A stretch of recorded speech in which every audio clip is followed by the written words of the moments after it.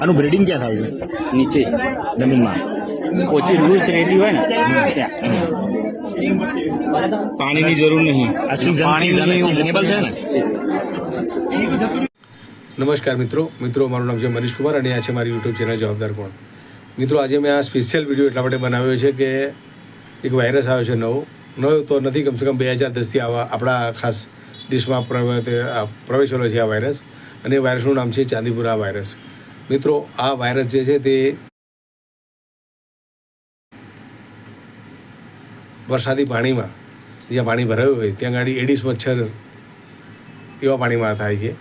બીજું ફ્લોબોટોમાઈ જે માખીઓ છે, જે સામાન્ય માખીઓ કરતાં નાની માખીઓ આવે છે, આ મચ્છર અને માખી બંને આ ચાંદીપુરા વાયરસ ફેલાવે છે. તે વરસાદી પાણી જ્યાં ભરાતું હોય ત્યાં ગાડી આમની ઉત્પત્તિ થતી હોય છે, અને આ વાયરસ બહુ જ ઘાતક હોય છે, અને ખાસ કરીને આ વાયરસ નાના બાળકોમાં અસર કરતો હોય છે. આ વાયરસની જો 48 થી 72 કલાકમાં સારવાર ના કરવામાં આવે તો બાળકનું મૃત્યુ પણ થઈ જાય છે.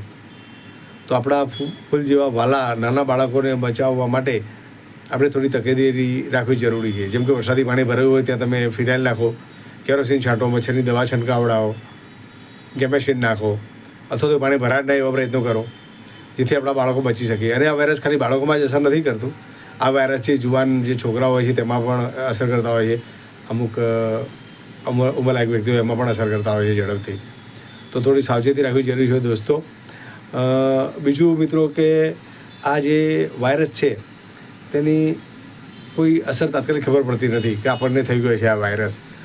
તો આના જે લક્ષણો છે તેમાં આંખો દુખવી, માથું દુખવું, ઝાડા ઉલટી થઈ જવી, આ બધા આના લક્ષણો છે, જે શરૂઆતમાં આપણને શરૂઆતમાં એમ લાગે કે સામાન્ય કોઈ વાયરસ થયો હશે અથવા તો કોઈ બીમારી હશે, પરંતુ તેવું હોતું નથી.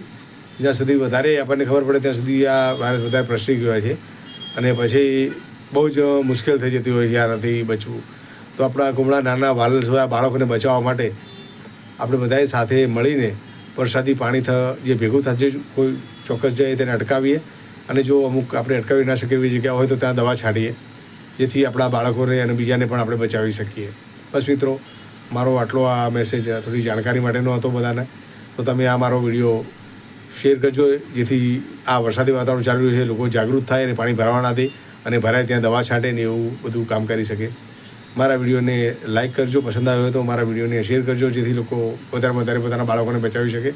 અને મારી આ યુટ્યુબ ચેનલને સબસ્ક્રાઈબ કરજો, અને હા, નાની મોટી કોમેન્ટ જરૂર કરજો મિત્રો. બસ, વંદે માતરમ, ભારત માતા કી જય.